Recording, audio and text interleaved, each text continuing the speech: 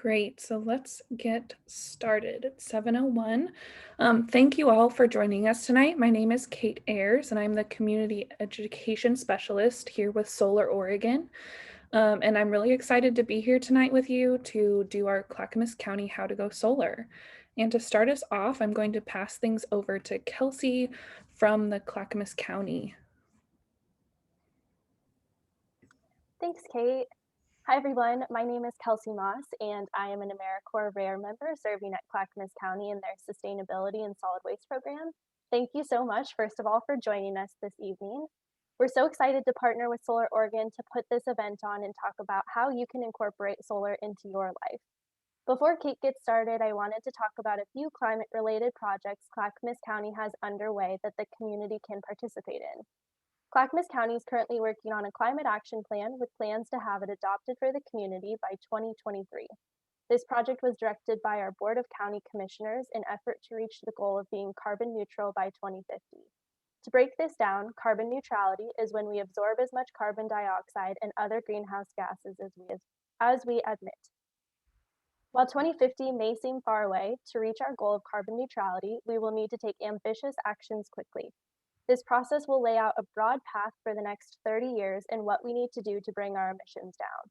It will also look at how we can minimize future impacts, become a more resilient community, and mitigate the current effects we are experiencing. The Climate Action Plan is county-wide in scope, meaning this plan will encompass both the county as an organization and the entire geography of the county. With that said, the county cannot plan to do the work alone. We have a partner with the cities, the region, private and nonprofit organizations, and individual community members to take sufficient action to meet this goal. This plan will be created through a combination of technical investigations and community engagement that will feed into the overall strategy. We are currently underway in the technical investigation and plan to begin community engagement shortly. It is essential we shape the plan around our community and encourage those who are interested to participate. You can find more information about the project and updates on the website listed on the slide. If you'd like to be more involved throughout the engagement period, we ask you sign up for the mailing list on the website where you will be notified of upcoming opportunities. If you have any questions, feel free to email us at climate@clackamas.us.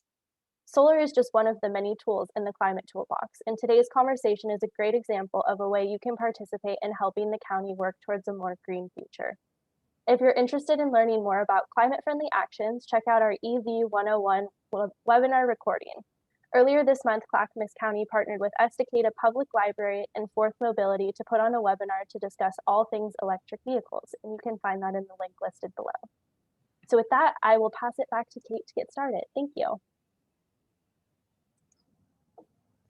Great. Thank you so much, Kelsey. So here's what we can expect. You all can expect tonight. This is our agenda for the evening. So I am going to go over a little bit about just the basics of how solar works and what the components of solar energy are. We'll also do a little bit of a look at, is my home right for solar, and the things to look at when thinking about solar on your home. I'll also be talking about the solar incentives that are available. One thing that's not on our agenda, but that we are adding into this presentation is I will be going over some energy resilience pieces and how solar plus the addition of a battery can really help in circumstances like public power shutoffs or natural weather events. And then finally, we will close with our storyteller, who is this evening, we have Clayton, who is a Clackamas County homeowner. And then we will wrap it up with some Q&A. So first of all, I'd like to give you a little bit of an overview about Solar Oregon. Solar Oregon is a Portland-based nonprofit that has been around for over 40 years now and focuses on education, outreach, community, and advocacy surrounding solar energy. So our largest events are our educational webinars, which you're in right now, are How to Go Solars. We also offer solar tours. So we have a Go Zero tour that happens in the fall, and we also have a solar winery tour, which is upcoming in August.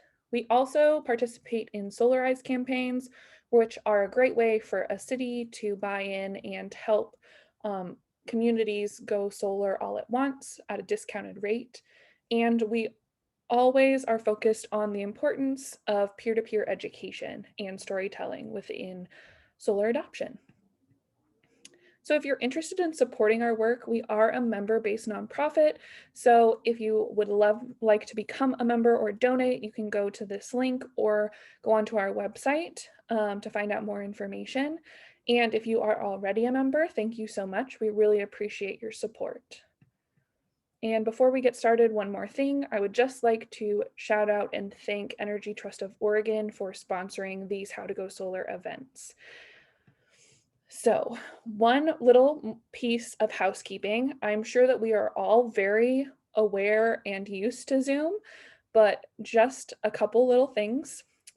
We will be having a Q&A at the end of the event. So if you drop any questions into the Q&A throughout the presentation or afterwards, please feel free and we will go through those questions at the end. And the other thing that I am going to do is launch a couple of polls this evening. So all of these are just for us to get a better idea of how our outreach is doing, where you all are coming from. Hopefully quite a few of you are from Clackamas County, as this is the Clackamas County event, but we are also thrilled to have anyone else that found this webinar and is interested in solar and joining us. So I'll give a couple seconds for this, and then I have another quick poll. Thank you to those that are answering. I've got about half of you so far. I'll give just a few more seconds for anybody else that wants to answer.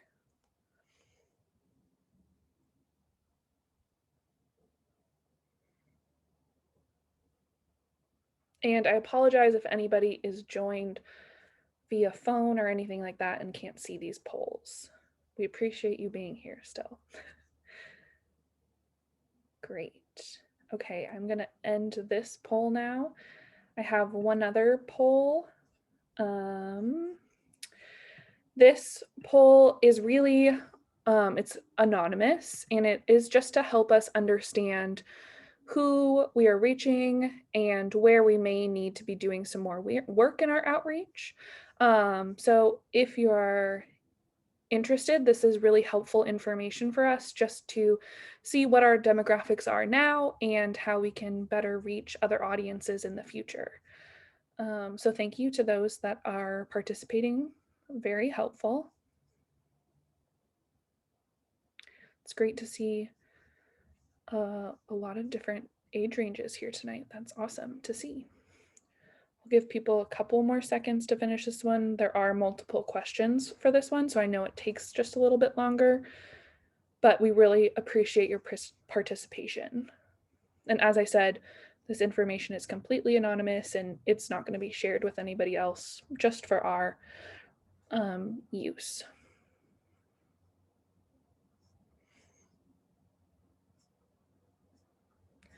Great.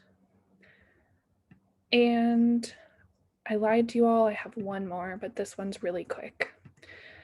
Just want to gauge what everyone's level of familiarity is with solar energy. So have you heard of solar before? Have you not really heard much about solar, don't know that much information? Have you spoken to an installer already? Or do you already have solar installed on your home or business? Awesome. I'm seeing some people in every category, so that's great. Thank you all for joining tonight, and I hope that you can walk away from this webinar with a little bit more information about solar and how to potentially start your solar journey. So with that, I will end the polls and we will get moving on into our presentation. So to start, I'm just going to go over a little bit about how solar works. So here you can see the very basics of the system components. So first you have your photovoltaic PV or solar panel.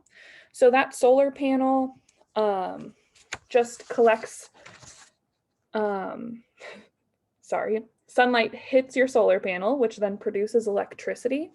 And that electricity moves from that panel to an inverter or microinverter that is placed on the bottom of that solar panel or on the side of your house and converts the energy so that it can be then pushed into your home for you to use.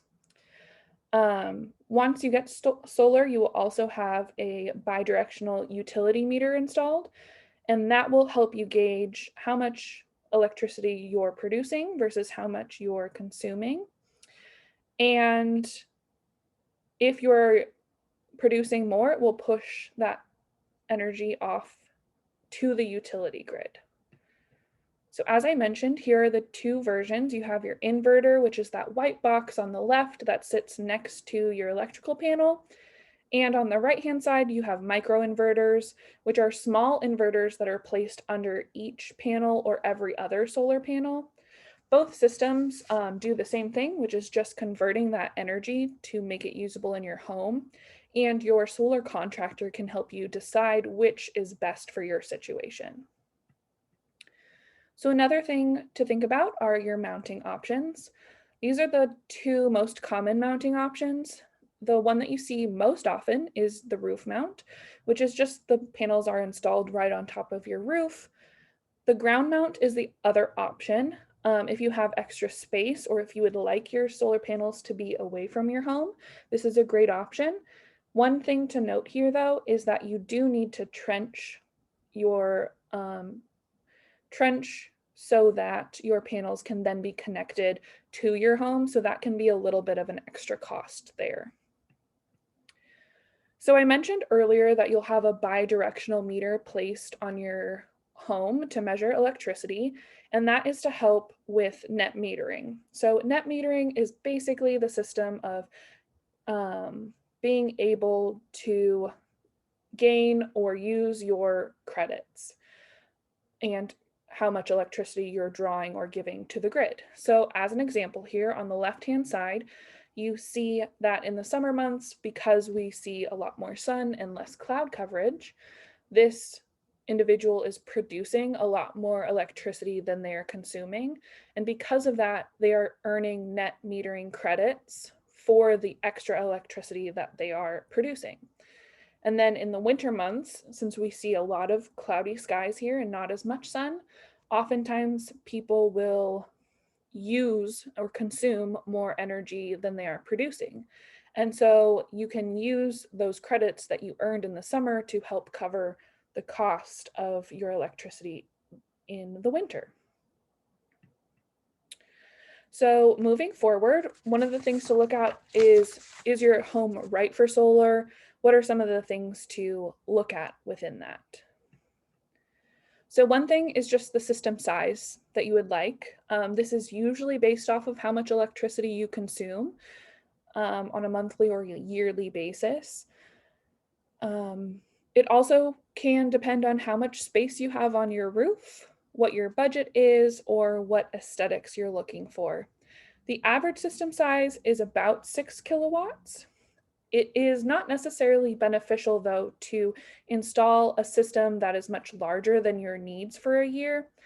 Net metering credits do not roll over for the energy year, and so I believe that year is from March to March or so, I think.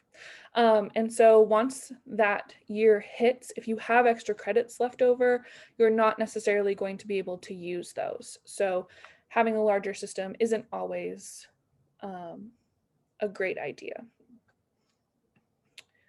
The other thing to think about is your solar axis. So we are in the northern hemisphere here, which means that the sun is always going to be in our southern sky.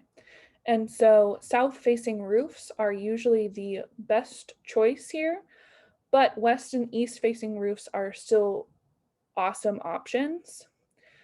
Just talk to your contractor about what's best. Sometimes they say that a west roof is a little bit better than an eastern facing roof, just because here we often see some cloudier mornings when the sun is on the eastern half of the sky, but both are still really great options for installing solar. The other thing to think about is what roofing material you have. So with asphalt shingle, you will have a metal flashing that is set onto your roof and then drilled into your roof rafter below to help secure it, and then your panels will be installed on top of that. Standing seam metal, sometimes they use the same system, but there are also options to have a clamp that secures your solar panels to those metal seams there on that roof. When looking at your roof, another thing to consider is your roof's condition. So newer roofs are always better, as when you need to re-roof, your contractor or installer will have to come out to your home, take your solar panel system off, re you will have to re-roof, and then they will install the panel back on. So having a newer roof is much easier. And another thing to note is if you are on Pacific Power or PGE, the Energy Trust incentives do require over 10 years of roof life. So in order to get that, you do need a roof that still has viable life left. And the last thing to touch on with roof is just your roof structure. So the roof structure underneath can slightly change the way that your system is installed, but your contractor will help you identify what that means.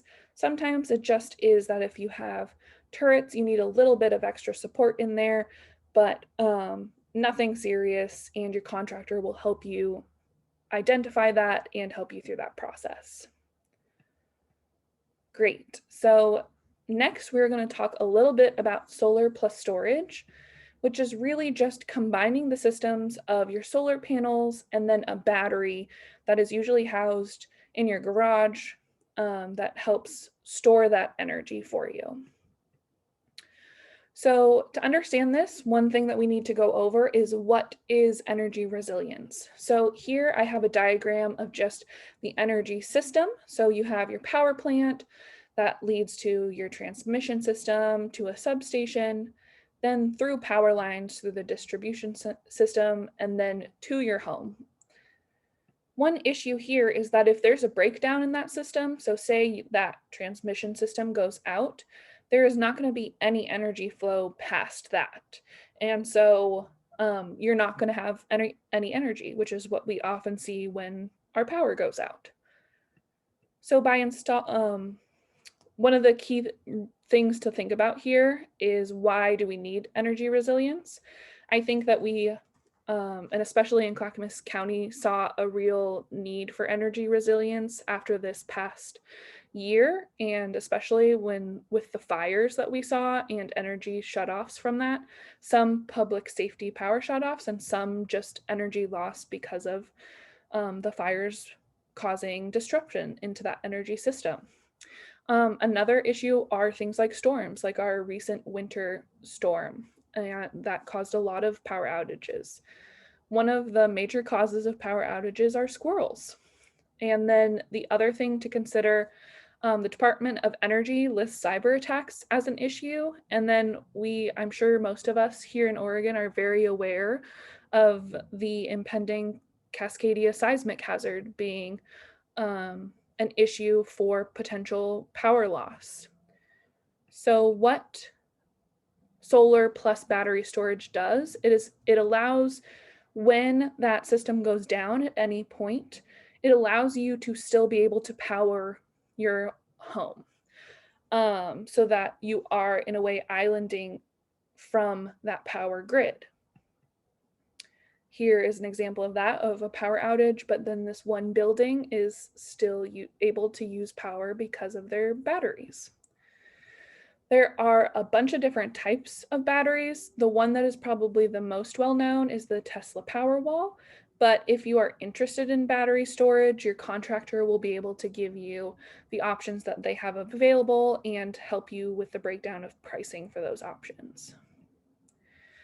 Another thing here to think about with batteries is if you're interested in a partial backup or a whole home backup. With this, a whole home backup requires a lot more batteries to store your energy. So you are going to have in these pictures 2 or 3 batteries to be able to power your whole home in the event of a power shutoff. And even with multiple batteries, it doesn't mean you'll be able to power your whole home for multiple days. It just depends on what your usage is. You can, however, put in place a partial backup with those batteries. So your solar system will help charge those batteries. And then with your contractor, you can kind of decide what things are going to be in need of power in the case of a shut off. So things like your refrigerator, if there are certain rooms that you're really interested in keeping lights on, or things like outlets to help charge your computers. And then also within this, thinking about how long you want that backup to be available for. So how long do you need these things to have power still? So with that, your contractor will help you install what is called an essential loads panel. Sorry, my allergies are really bothering me today. And what this is your contractor will just include a separate um, panel system next to your normal one that will have just those essential pieces that you've picked out, which will then help you when a a power outage happens, this essential loads panel will kick in at that point. So the last piece that I really want to touch on are solar incentives. Um, so since solar has begun and really started, we've seen quite a large drop in the national solar price. And that is mostly due to the federal incentive, this investment tax credit. But there are also 2 other incentives here in Oregon that are important to point out, which is the solar plus storage rebate incentive and then the energy trust incentives. So the investment tax credit was just recently extended at 26%, which is really awesome. This is a federal tax credit, and in order to take advantage of this incentive, you do need to have tax liability. The Oregon Solar Plus Storage rebate comes in waves and is currently in legislation to get more funding for it, but it is up to $5,000 of a rebate, and you can talk to your contractors more about what that looks like with funding. And then Energy Trust, as I mentioned, is an incentive that is from the public purpose charge. It is specifically for customers that have PGE or Pacific Power. And you must use an energy trade ally, which I'll talk a little bit more about that later. And it is depending on your system size, but it is up to $2.8 thousand. Another really great energy trust program is the Solar Within Reach program, which is depending on your utility and also the amount of people in your home, you can receive up to $9,000 for your solar system through this program. So briefly, I'd like to go over a little bit of an example budget for solar. So the first thing that I'd really like to mention is that this is very difficult to give an example of. It really varies on how big your system is, what roof type you have, what incentives you qualify for, but this is kind of a very general budget idea of what your system could look like. So here we have kind of an example of a 6 kilowatt project with the cost starting at about $20,000. And then based on that energy trust incentive, and if you can take advantage of that low or moderate income residential rebate, that solar within reach, that could drop your price down to $11,000 or $18,200. The next piece is that Oregon Solar Plus Storage, which really depends on the funding that's available, but that could really drop your out of pocket cost.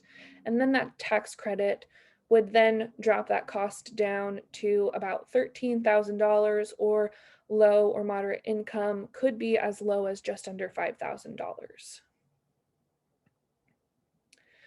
So the final piece, you have gone through all of this, you've decided you want to get solar, so how do you get started in this process?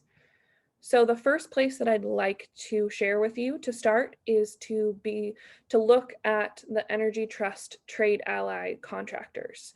You can look this up on their website, but it's just contractors that have been vetted through the Energy Trust program that are approved and rigorously qualified and who are able to give out those Energy Trust incentives for you.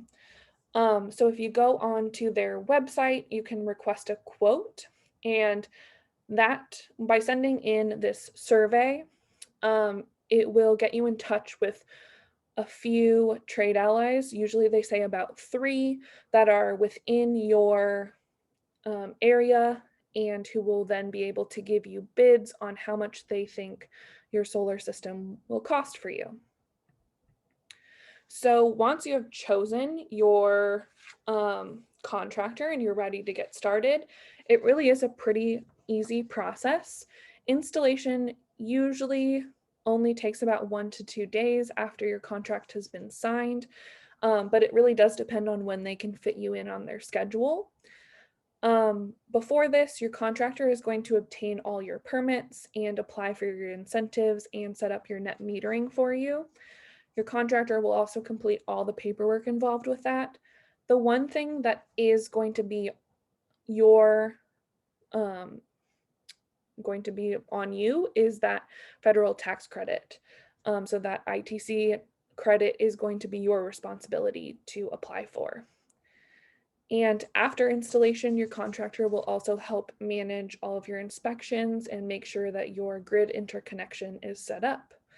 And once that is all together, your system is going to start producing electricity for you and you're going to be able to use it on your home. Great. So now I would really like to introduce you all to Clayton, who is our solar storyteller this evening, who is from Clackamas County and who is going to share a little bit more about his experience going solar. So Clayton, please take it away for us. Hi, um, I'm a Clackamas homeowner in the Ardenwald neighborhood. My name is Clayton Elzinga, and I'm nowhere near as organized as Kate, so I might be a little bit all over the place, but I do look forward to any questions that people have. I'd love to answer them. So I've been interested in solar since a long time ago, when I was a renter, before I owned a house.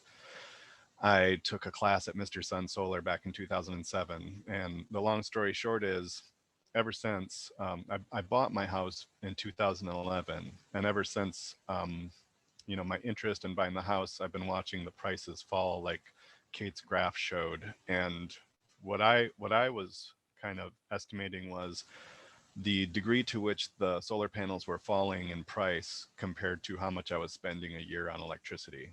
And I was spending over $1,000 a year in electricity, but prices were dropping over $1,000 a year. So it didn't make sense for me, to me. Um, and I didn't really have the financial means. But with the programs, the Solar Within Reach program and the Energy Trust program, that brought my system size down enough for it to make a whole lot of sense.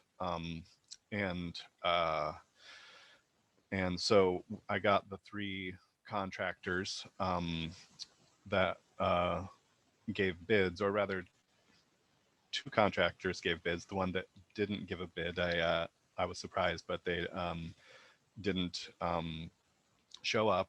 The Tesla, I had Tesla and a couple others. I ended up going with Elemental Energy, and they were awesome. And I got 28 panels, 330-watt panels that will probably supply most, if not all, of the electricity that I need.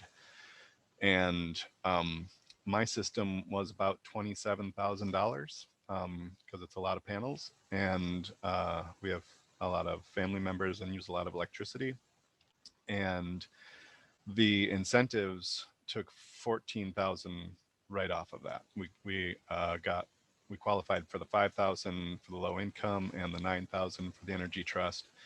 And uh, at that price, that's the remaining amount is $12,000, I think, if my math is right. But that roughly pays itself off in about 6.5 years, and after that, I have free electricity for the most part. Um, and um, the process was really um, fun. So, one thing that I want people to know is that a hiccup that I ran into with the low to moderate income, the Solar Within Reach program, is that the Department of Revenue had a real hard time releasing our tax transcripts as fast as I wanted them to, because that was kind of contingent on when the project started. So I actually had to kind of inform, they weren't aware of the programs. So I had to call the Department of Energy and tell them that the programs existed. And that was my main hiccup in it. And what I would suggest for anyone is to have your tax transcripts ready kind of right away if you're doing the low to moderate income, because you could be waiting, um, you know, weeks of solar generating time before they can put you on the books and finalize the contract. But in all of those governmental entities, I really encourage you to just call and make sure that your applications are being seen, and that once you're in the process, to just kind of be a little bit annoying, bug them, because it'll get your panels on your roof faster, and you'll be saving money faster. And if it's peak summer when you're getting your solar panels installed, that's important, because that's where you make most of your money. Um, and sorry if I'm talking fast and uh, not being real descriptive of my experience. But the panels took about 2 days for them to put on, and before that there was they came out and they gave me a bid, and they like estimated how much I could produce, and then they had to wait for Portland General Electric to actually turn the panels on. So there was about a week of having these wonderful new shiny solar panels that I couldn't use. But then once PGE turned it on, it was great. And then a week later, there were forest fires, and I made no solar because there was smoke in the clouds, or in the sky. So there is that. More than just clouds, forest fires really tank your solar. But let's not plan on forest fires. Okay, yeah, good. Um, let's see. So yeah, my solar panels should pay themselves off in about 6 years at my electric rate. They're warranted for 25 years.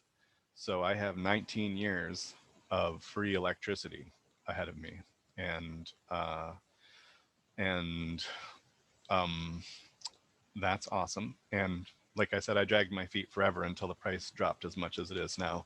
And and I'm going to school for renewable energy at Clackamas Community College at their RET program. So I've learned a lot about it, and this is just like the best deal I've seen, and I've been watching it since like 2007. I did want to say about the storage piece of it. There is a new product coming out. And I don't work for Wallbox, but there's this company called Wallbox that has something called the Quasar car charger that's coming out later this year, which is a bidirectional charger.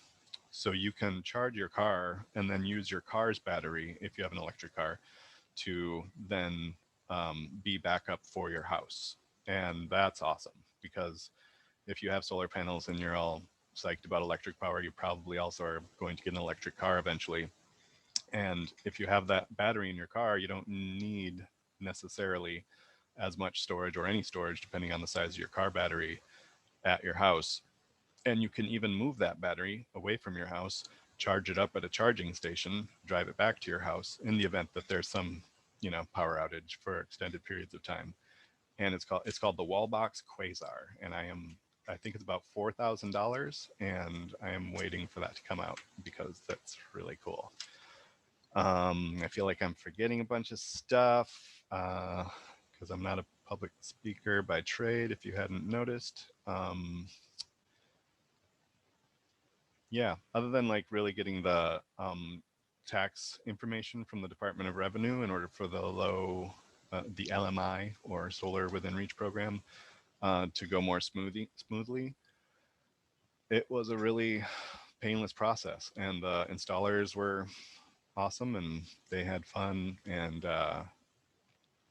yeah, it all went really smoothly. And they didn't even need to come inside because it was like early COVID, and they were able to figure out a way to do the wiring so that it looked good, and they didn't have to come into any of my crawl spaces or anything to get it in. Because I have at-risk people in my house, so that was really important to me.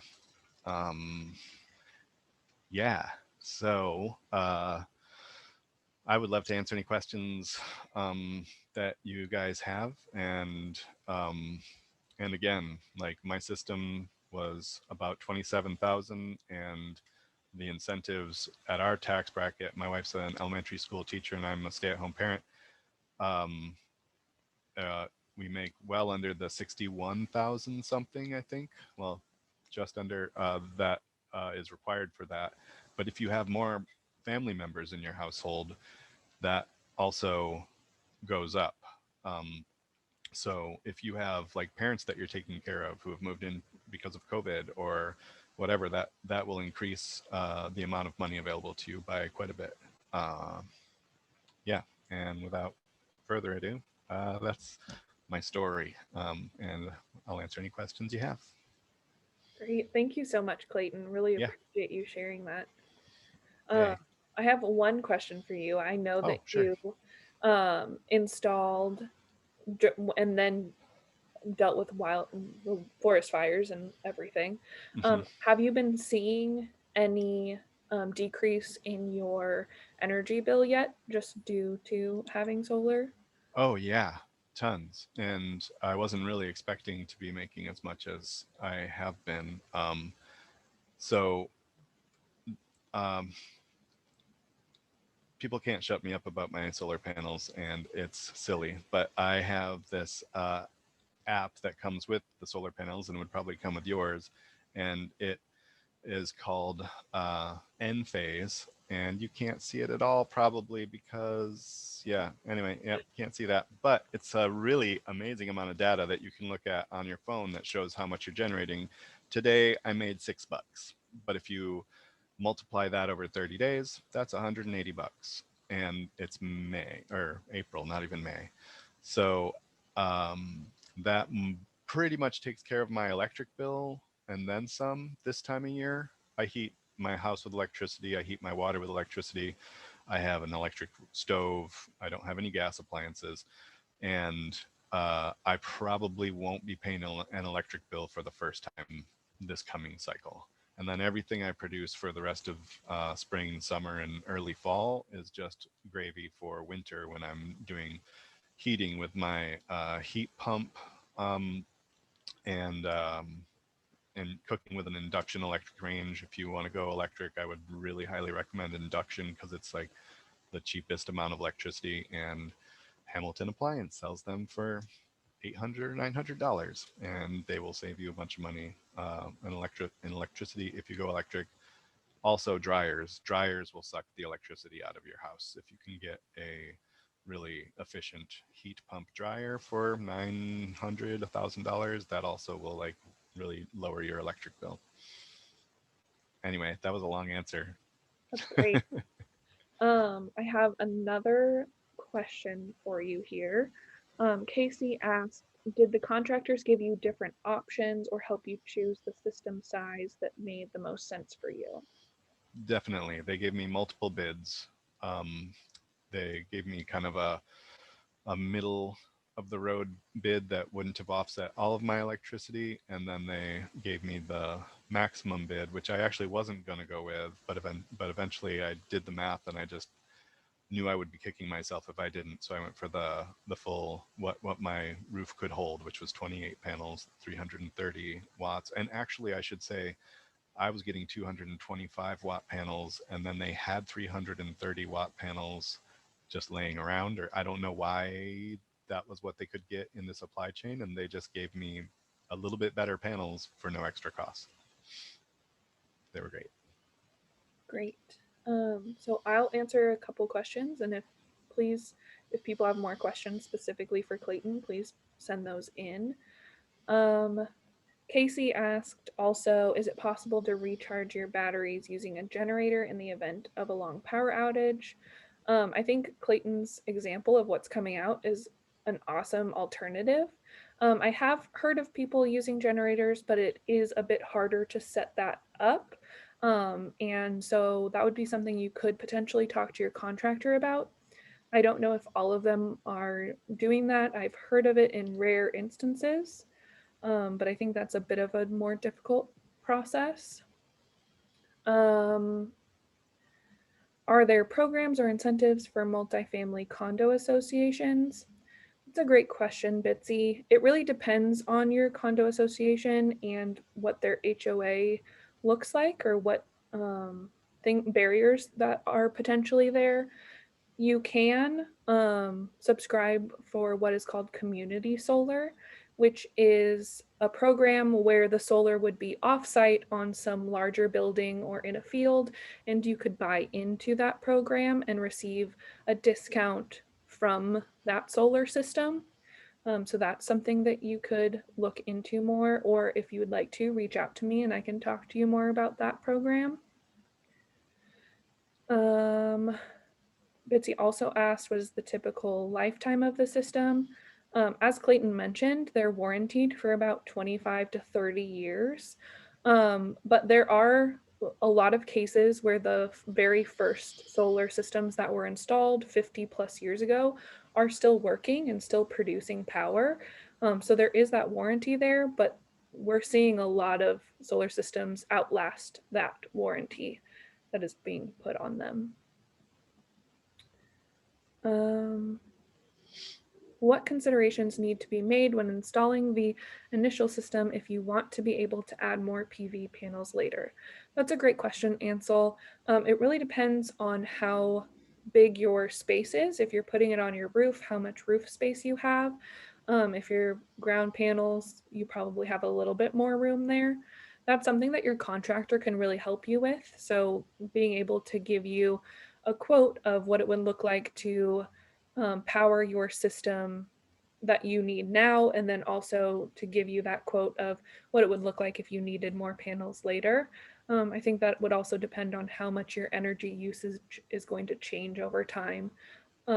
So potentially the contractor could encourage you to just make that leap and putting more panels on at the beginning if you think that your energy usage is going to go up significantly in a relatively short amount of time, but your contractor can help you walk through that process.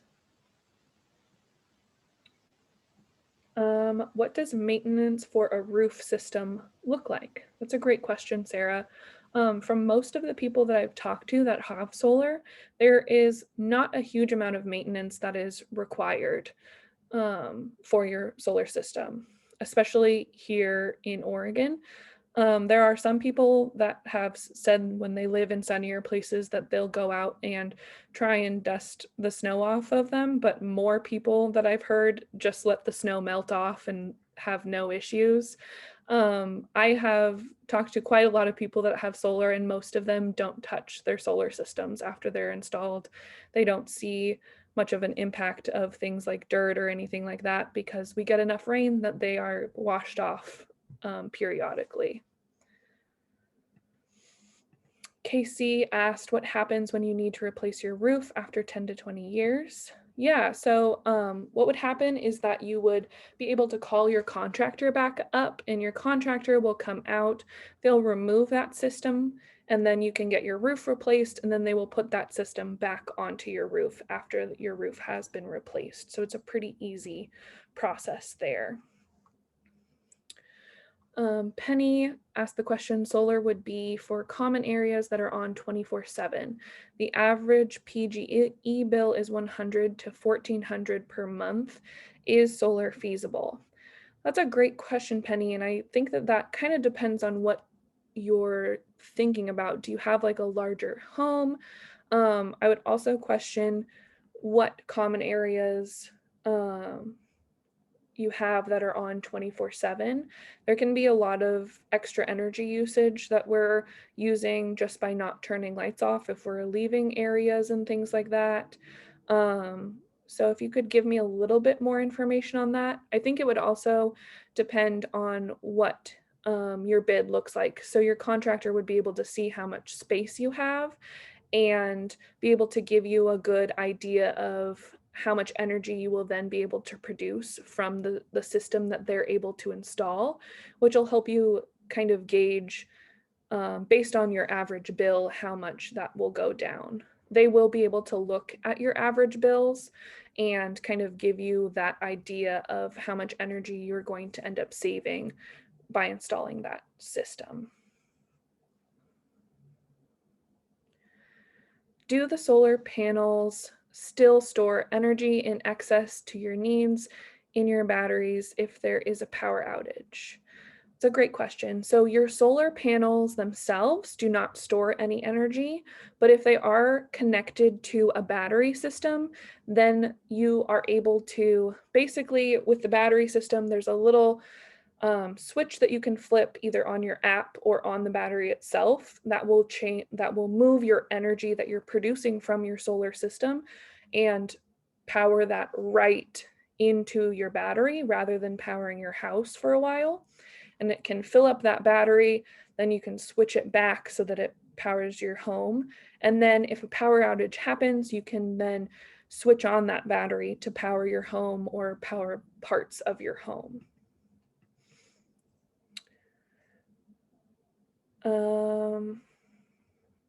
Oh, Penny, clarification.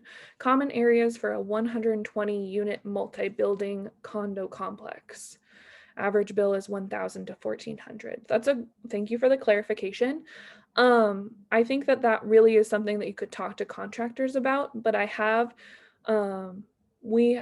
hoping that on our upcoming Go Zero tour, which is happening in October, that we are going to highlight some multifamily home units that have installed solar. It is a very viable option, and people have been finding that it's really impactful for energy bills. So I think that is a possibility. It would just be something that you'd need to get a bid on. So talk to your contractors about what that would look like.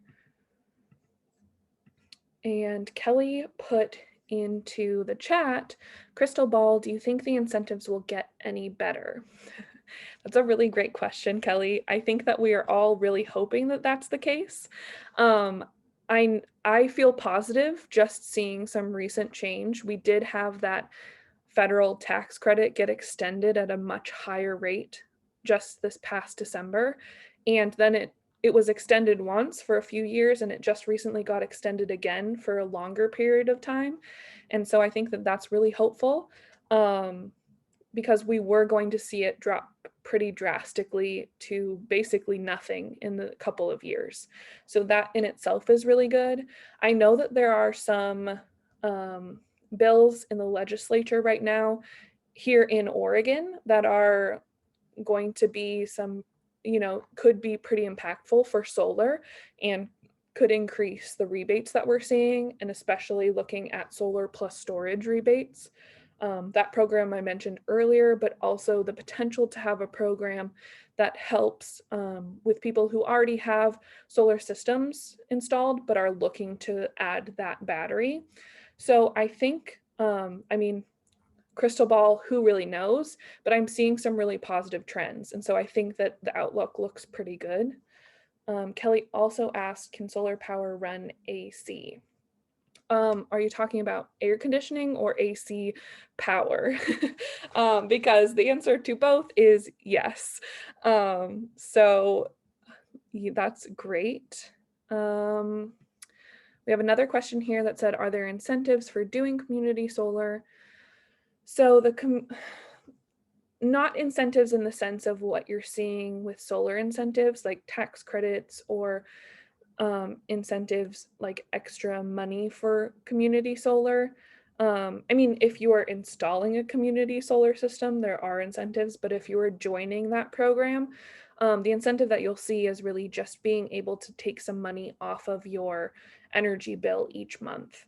And so, and especially for there is a low to moderate income carve out of community solar projects here in Oregon. And so all of those systems have to have a specific set of subscribers that are low to moderate income subscribers, so that they can receive those energy payouts. Great. Are there any other questions? There were some in the chat, Oh, perfect. and I think they're mostly directed to me, or at least one of them is. From Maggie, it had asked what made me choose this option versus the free installation that PGE would use for their purposes. Um, and then you get a rebate on your energy bill. I'm vaguely aware of that. And I chose to get solar panels because instead of having them owned by PGE, or even I think Tesla has the option of, you can lease the solar panels or, not own them outright. And I chose to own because they pay themselves off so fast and have that long warranty and increase the property value by, a very similar amount to their price tag. So if I was to sell my house, even though that's not in the cards, if I had to sell my house, I would have that much more equity. Um, but I'm not real familiar with that program, so maybe it's better than I remember it being. Yeah, I would agree with you, Clayton, in saying that I haven't heard many people interested in that program as often because of the benefits that you have mentioned here, especially when looking at the value that it adds to your home when you sell your home. And yes, and one thing I keep forgetting to say is that my solar panels are also like a built-in shade tree. So my AC costs for heating that upper floor are much less because it decreases the temperature by a very noticeable amount because my roof isn't getting direct sunlight. That was just something I thought of. That's great. And Kelly asked, is there life cycle analysis research done on the equipment versus the environmental benefit? That's a great question, Kelly, and I haven't really looked into that too much. But I'm happy to do some more research into that and get back to you if you decide if you would like to talk more about that. I'm happy to send you an email, and I will put my email in the chat before the end, so that you are all able to reach out to me. Great. Yeah. One fun thing that this data I can't show you does is, and I'm not exactly sure how they quantify this, but looking over my system's production thus far, it tells me things like the carbon I've offset has saved the equivalent of 24 trees, or what I've generated in the past 6 months, 7 months of having solar panels could power a refrigerator for 10 months. And I haven't even had a summer yet. I haven't really seen like the crazy amounts of electricity that I'm going to be producing. As far as your environmental question, I'm told that solar panels will offset their environmental impact after the first 2 years. Um, and that's from my curriculum at the Renewable Energy Technology program at Clackamas Community College. Um, so yeah, they do offset their environmental impact way before they run out. Great. And then I had another question here from Dan, which said, how is your solar system valued when your house is sold? I don't know the specifics of the credential of how they value it. I do know that most people that I have discussed when they have sold their home that has solar, that your home value is increased because of that. The average that I've found in this is not specific to Oregon, but kind of nationwide, is that your home value increases at least 3 to 4% by having solar installed on it. And it can be increased value wise just also due to how much solar you have installed. So the amount of kilowatts that are installed on your home. Great. Are there any other questions that you have? I will mention that I will be sending out a recording of this webinar to everyone that was on the call. And we also send out handouts from Solar Oregon that have more information, a lot of what we went over, but will include really helpful links to things like the trade allies or the incentive programs or just different things that I've touched on throughout the presentation, but in link format so that they're really easy for you to get to. I'm not seeing any more questions come in. So first, I would like to thank you, Clayton, for being here and sharing your story and helping answer questions. And thank you so much to Kelsey and to Clackamas County for being willing to collaborate with us and to have us be a part of this event.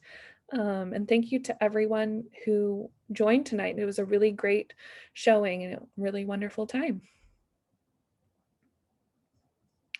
Perfect. Nothing else is coming in. So have a great, Kelly has one more question. Is community solar better or worse than having them installed on your home? That's a really great question, Kelly. I think it depends. Community solar has been seen as a really great option for individuals who are unable to have them installed on their home. So if you have issues like really tall trees that block your roof from getting adequate amounts of sun, community solar is a way that you can still buy into this and still see benefit from solar. As of right now, I think a lot of the solar programs, the community solar programs, don't offset quite as much energy as having your own system installed, but you can still see a really great benefit on your bills from buying into the community solar projects that are happening across the state. So hopefully that helps. There was one other thing that that isn't completely related to that, except for in the event that you produce more electricity than you use, the rollover date for the rebates or for the credits is April 1st. On April 1st, you start with a fresh tank. If you have excess electricity, you can't use it, but that excess electricity PGE donates that number of kilowatt hours to people who are struggling paying their electric bill. So if you make too much, you're kind of giving to charity. And that's kind of like community solar, but yeah. That's great. Thank you. And Romeo has one more question, which is just when the next seminar by Solar Oregon is, which I appreciate the question. We have another How to Go Solar event, so similar to this one, happening on May 25th at 2 p.m. But we also are going to have two educational seminars coming up. We will have one that talks about the pros and cons of nuclear in an environmental world. That'll be happening in the beginning of June. And then we will have another event that I'm really excited to be facilitating that is focusing on Hood River's energy plan and the energy resilience projects that they're working on in their county. And that will be happening at the end of June. And we will have more information about that up on our website. And I will include a link to our website in the email follow-up that I'll be sending to you all tomorrow. Great. And since it is 8 p.m., I also put my email in the chat. So if you have any further questions, please feel free to reach out to me. I'd love to talk to you all more. But seeing as it's 8 p.m., I would like to say good night to everyone. Thank you again so much for coming. Thank you to Clackamas County for having us. This was wonderful. Have a great weekend, everyone.